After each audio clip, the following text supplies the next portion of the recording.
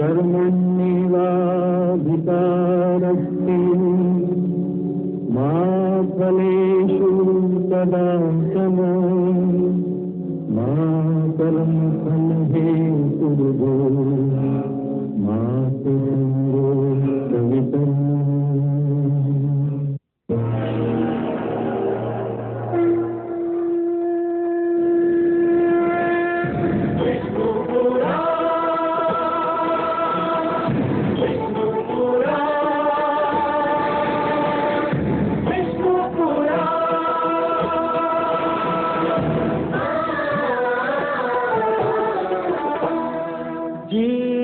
ज्ञान ब्रह्म ज्ञान अथ श्री विष्णु पुराण ओम की कथा महान जय श्री विष्णु पुराण विष्णु पुराण विष्णु पुराण विष्णु पुराण प्रगटे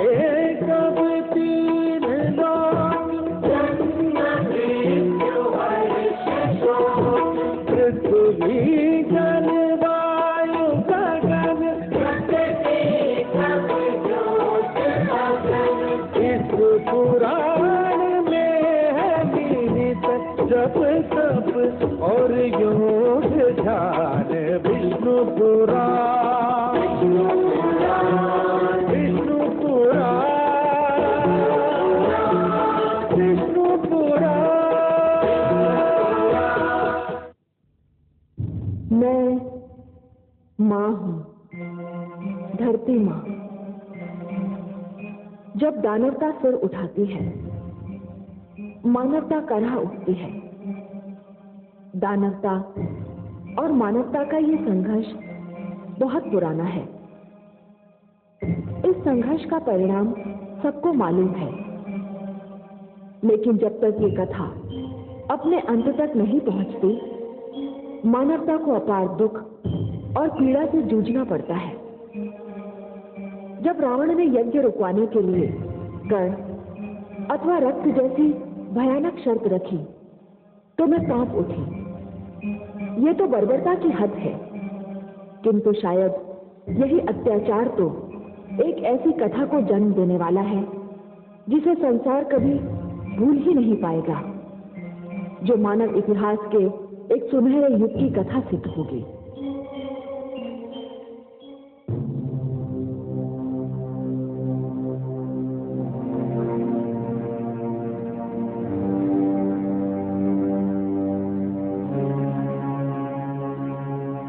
प्रणाम महारानी। महारानी, हमें विश्वास है कि आप हमारे लिए कोई शुभ समाचार लाई होंगी। ये कैसे संभव है कि महाराज ने हमारी महारानी की बात को टाल दिया हो? हे महारानी, बताइए महाराज ने क्या कहा? उन्हें हमारे ऊपर दया आई?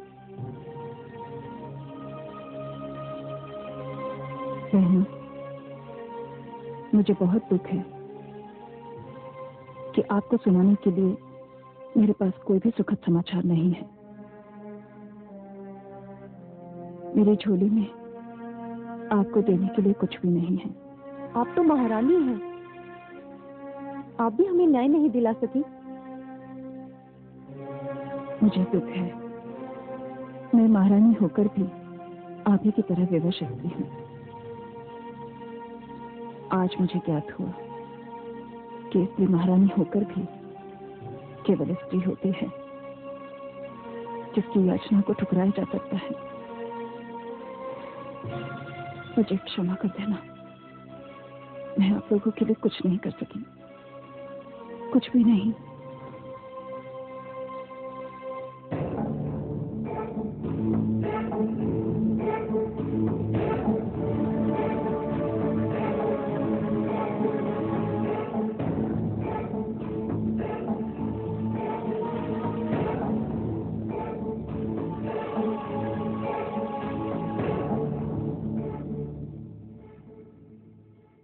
लंकापति की जय हो। ये ऋषिगण हैं। इनका अपराध यह है कि इन्होंने यज्ञ तो किया किंतु यज्ञ का कर नहीं दिया। कर नहीं दिया? क्यों नहीं दिया? इन दुष्टों का कहना है कि ये ऋषि हैं, आचार्य हैं, विद्वान हैं, धन प्राप्ति का कोई साधन नहीं है इनके पास। क्या ये सत्य है? ये सर्वथा सत्य है लंकेश। हमारे पास स्वर्ण मुद्राएं नहीं हैं, हम कर देने के योग्य नहीं हैं। तो फिर बंद करो ये आडंबर, जिसे तुम यज्ञ कहकर पुकारते हो, बंद करो। परंतु ये तो हमारा धर्म है। मुझे तुम्हारे धर्म से नहीं, अपने कर से रुचि है। यदि तुम कर नहीं दे सकते तो तुम्हें दंड मिलेगा। आप राजा हैं, दंड देने का अधिकार है आपको। अधिक आज्ञा लंकेश।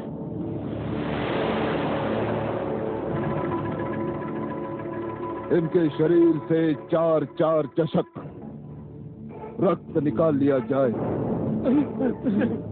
हमें क्षमा कीजिए महाराज, हमें क्षमा ध्यान कीजिए। रहे,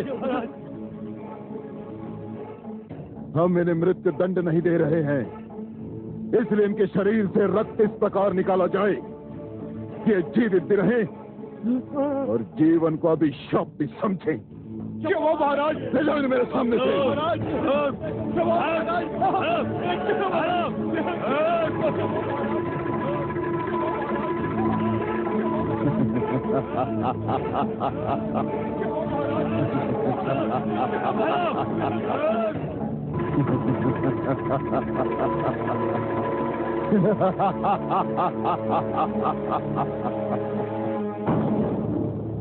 मैं इन यज्ञ करने वाले ऋषियों को एक दिन में नहीं मारूंगा, इतनी सरलता से नहीं मारूंगा। मैं इन्हें इस प्रकार जीवित रहने दूंगा कि इन्हें जीवन से घृणा हो जाए।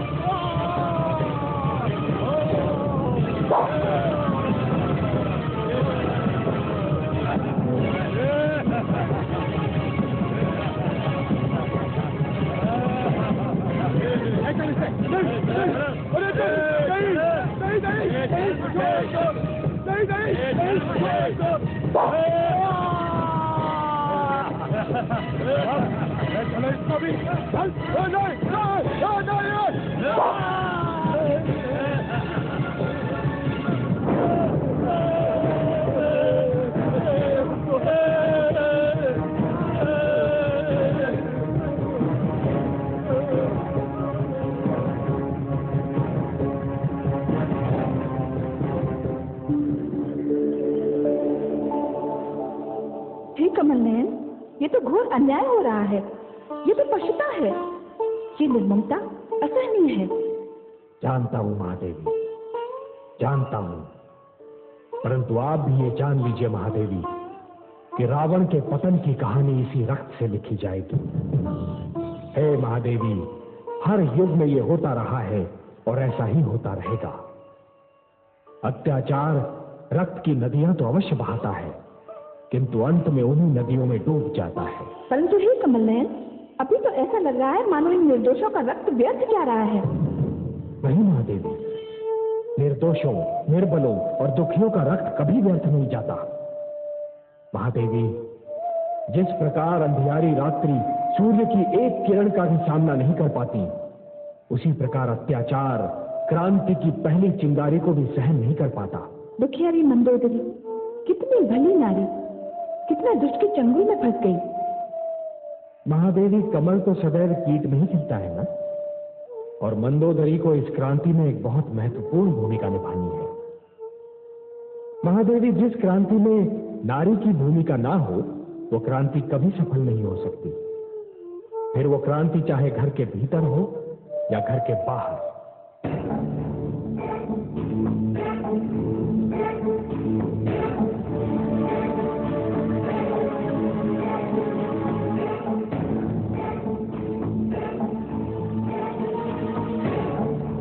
लंकापति की जय हो। महाराज, मैं उपस्थित हूं। मेरे योग्य कोई आदेश?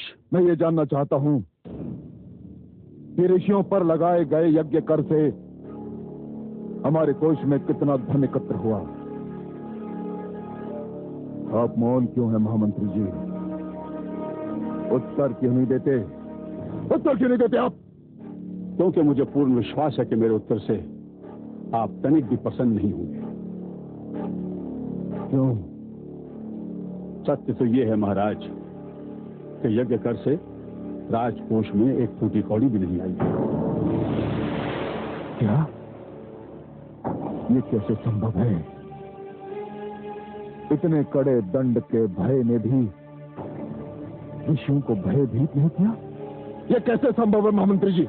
भयभीत हुए हैं महाराज, हुए हैं भयभीत, किंतु निर्धन होने के कारण जिनके शरीर में शक्ति और रक्त है वे रक्त दे रहे हैं, और इस प्रक्रिया में बहुत से ऋषियों के प्राण भी जा चुके हैं। जिनके पास देने के लिए कुछ भी नहीं है, वो हमारे राज्य से भागकर दूसरे क्षेत्रों में शरण ले रहे हैं महाराज। हमारे राज्य से दुष्ट ऋषियों का भागना अशुभ समाचार नहीं है महामंत्री जी, किंतु ये अशुभ समाचार अवश्य है कि हमारे राजकोष में कोई वृद्धि नहीं हुई। ये अशुभ समाचार है। मैंने उनके शरीर से रक्त निकालने की योजना इसी लक्ष्य को सामने रखकर बनाई थी। या तो वे कर देंगे या फिर यज्ञ करना बंद कर देंगे। लगता है हमारे दोनों ही लक्ष्य पूरे नहीं हुए, किंतु अब उनके रक्त का हम क्या करेंगे? किस काम का उनका रक्त? लंकेश की जय हो। राजवधिक आपसे मिलना चाहता है महाराज। भेजो उसे। जो आज्ञा।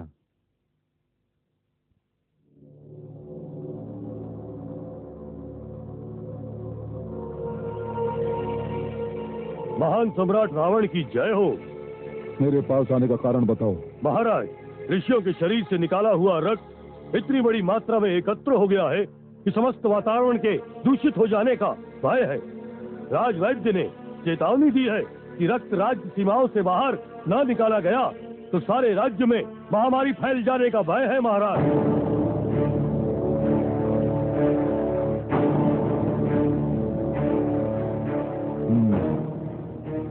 महामंत्री जी। जी महाराज। ऋषियों के रक्त को गागरों में भर लिया जाए और सेनापति को आदेश दीजिए कि वो सैनिकों से कहे इस रक्त को हमारी राज्य सीमा के बाहर फेंकाएं। जो आज्ञा महाराज। ठहरिए, और सेनापति से यह भी कहिएगा ये सारा कार्य रात्रि के अंधेरे में होना चाहिए, क्योंकि मैं नहीं चाहता कि किसी को पता चले कि यह कार्य कब हुआ और किसने किया। सब कुछ आपके आदेशानुसार होगा महाराज।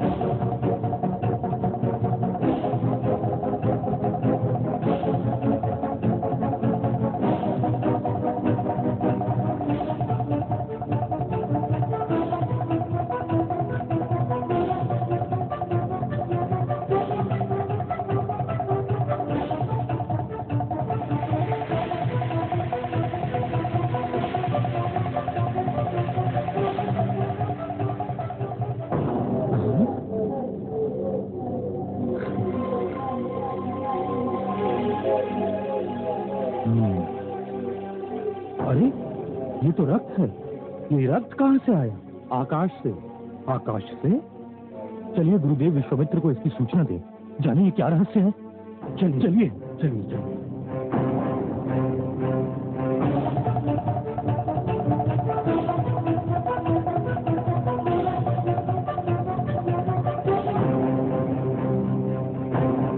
गुरुदेव गुरुदेव गुरुदेव। क्या हुआ? सब कुशल तो है? गुरुदेव, हम सब तपस्या में लीन थे।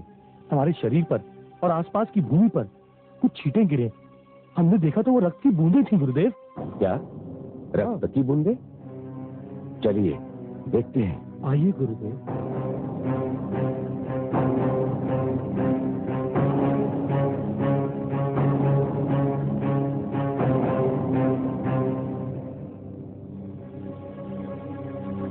ये तो घोर आश्चर्य है। यदि आकाश से रक्त बरसेगा तो इस धरती का क्या होगा? अवश्य ही इस धरती पर कोई प्रकोप टूटने वाला है।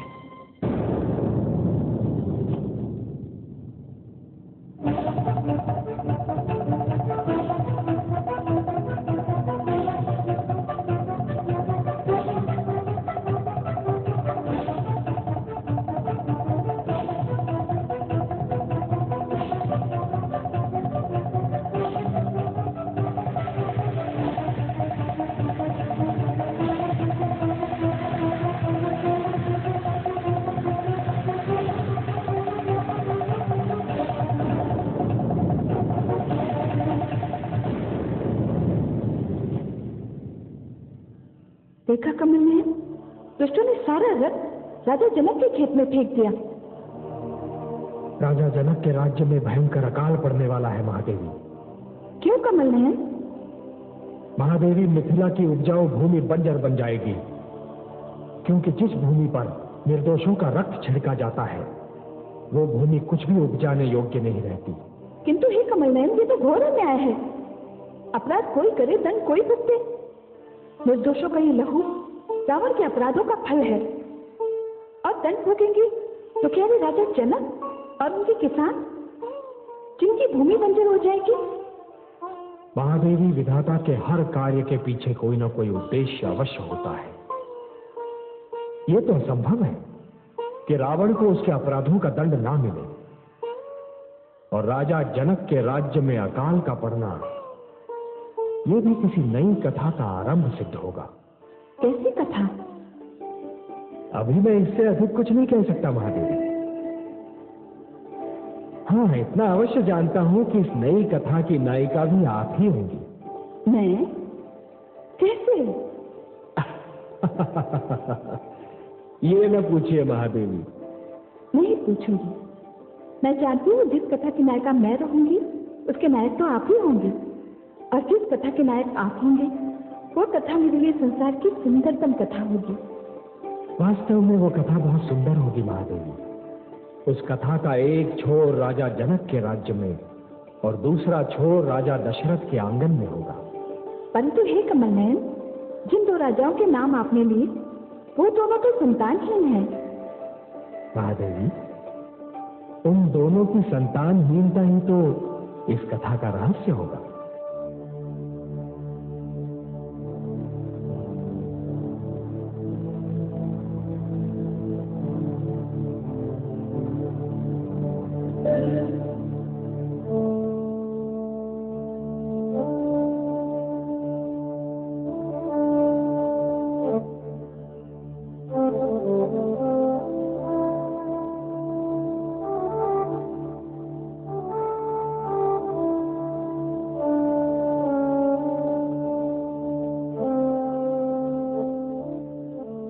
प्रणाम गुरुदेव। यशस्वी भव। कैसे कष्ट किया राजन? हे कुलगुरु, मैं सर्वथा हताश और निराश हो चुका हूं। निराश? किससे? स्वयं से, संसार से और ईश्वर से भी। हे प्रभु, हे प्रभु,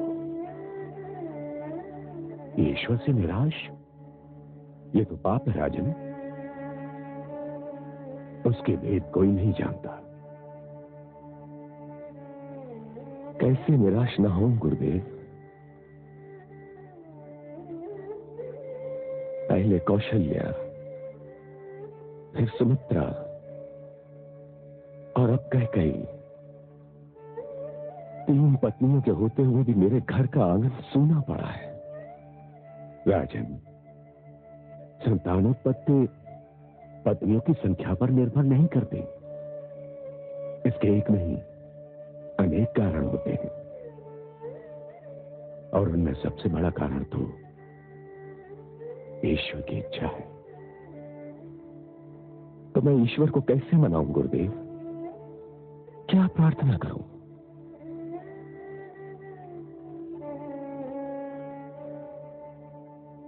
चिंता मत कीजिए राजन, हर कार्य का एक समय होता है, और अब वो समय आ गया है। मैं आपके घर में संतान की उत्पत्ति के लिए पुत्र का मेष्टि यज्ञ करूंगा, और उसके उपरांत यह असंभव है कि आपके यहां संतान का जन्म ना हो। तो गुरुदेव, ये यज्ञ मैं पहले भी कर सकता था, किंतु मुझे उचित समय की प्रतीक्षा थी।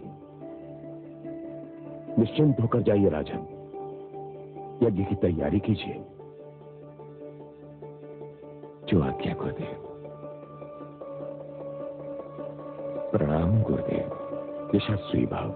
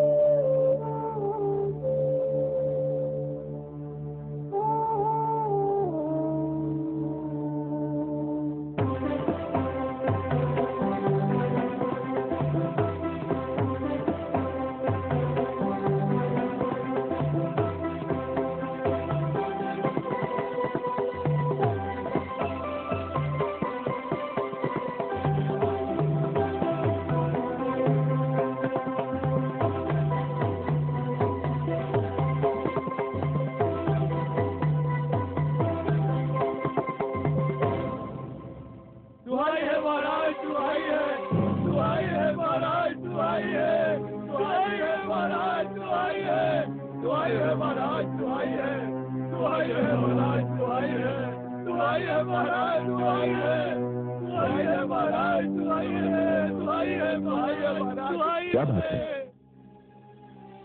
आप लोग इतने अधीर, इतने व्याकुल क्यों हैं? हे महाराज, हम लुट गए। हमारे हरे भरे खेत सूख गए हैं महाराज। महाराज, हमारी उपजाऊ धरती देखते ही देखते बंजर हो गई है महाराज। हे महाराज, सारे ताल तलैया, कुएं झरने सूख गए हैं। दूर दूर तक पानी दिखाई नहीं देता महाराज। हमारे पशु पक्षी भूख प्यास से तड़प तड़प कर मर चुके हैं महाराज। हे महाराज, हमारे घर में अन्न का एक दाना भी नहीं है। हमारे बच्चे भूख से बिलक रहे हैं महाराज, भूख से बिलक रहे हैं। महामंत्री जी, आज्ञा महाराज। कोषाध्यक्ष को आदेश दिया जाए कि कोषागार का मुख खोल दिया जाए। यदि अकाल के कारण हमारे राज्य में मृत्यु की एक भी घटना हुई तो उसके लिए सभी कर्मचारियों को उत्तरदायी माना जाएगा। अकाल से पीड़ित प्रजा को जी खोलकर धन दिया जाए, भले ही इससे हमारा समस्त राजकोष रिक्त क्यों ना हो जाए। राजन,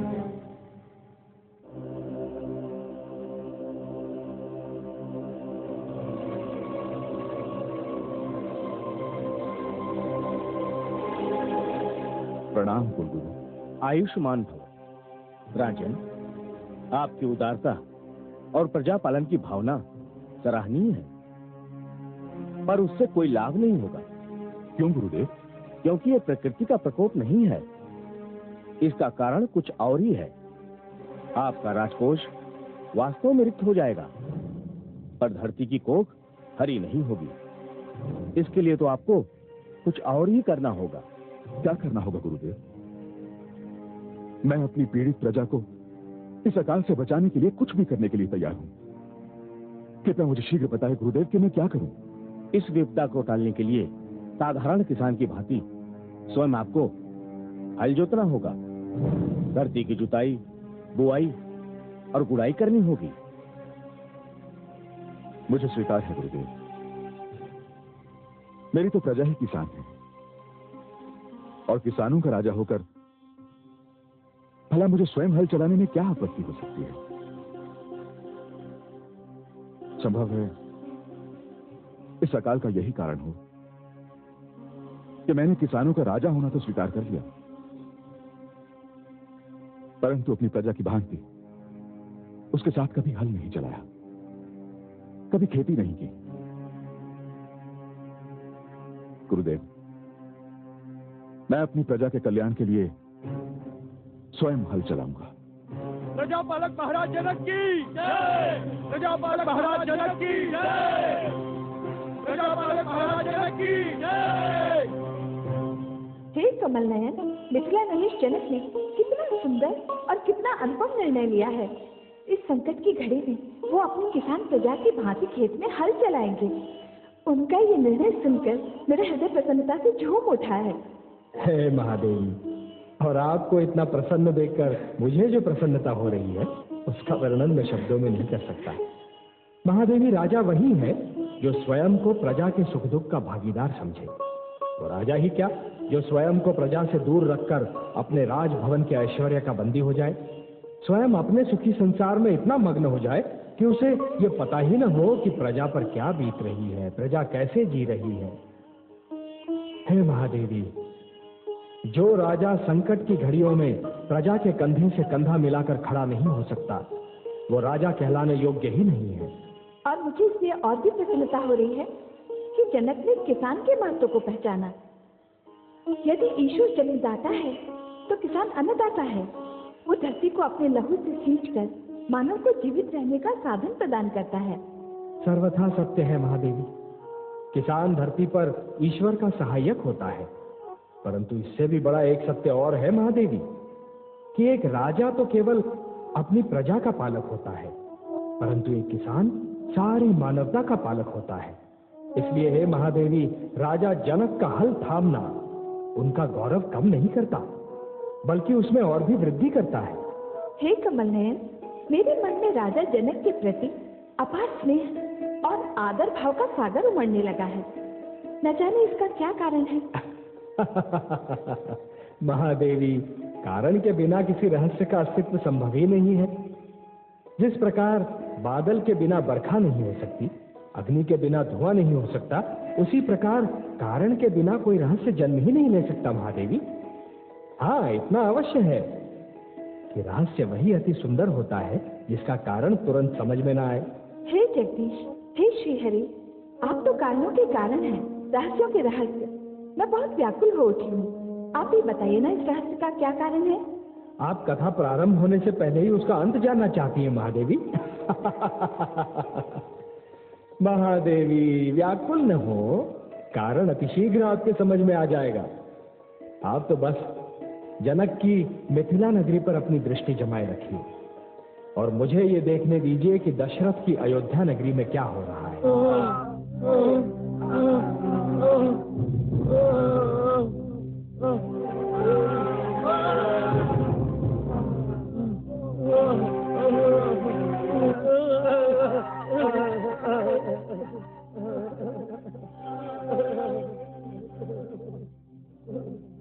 शांत हो जाइए, क्या हुआ? हे ऋषिवर, दुष्ट रावण ने हमारा जीवन अजीर्ण कर दिया था। बहुत से ऋषि यज्ञ करने के कारण मारे गए। अब किसी प्रकार अपने प्राण बचाकर यहाँ आए हैं। कुछ उपाय कीजिए ऋषिवर। धीरज धरिए ऋषिवर, यहाँ आपको कोई भय नहीं। और कितने ऋषि हैं जो अब भी लंका में हैं? उनकी संख्या का कोई अनुमान नहीं, वे अनेक हैं।